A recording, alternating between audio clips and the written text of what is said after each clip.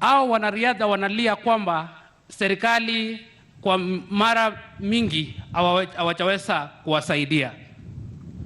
Ombi lao ni kwamba Kiptum alikuwa anakimbia hapa. Wanaomba sana hapa kujengwe stadium iitwe Kelvin Kiptum Stadium, ndio waweze kumkumbuka ndugu yetu aliyelala ambaye ni shujaa wetu. Kiptum was going very far na bibi yake bado wako mdogo. Kuna watu wameomba county kama waandike kazi president wa AK.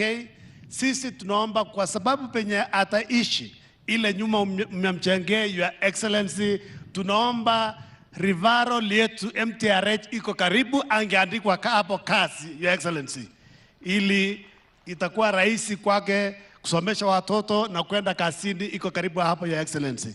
I want to request the managers who are managing Kevin that please do justice to Kelvin by making sure that no single cent of Kelvin disappears along the way.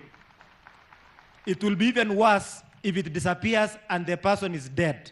It will be a curse of generations.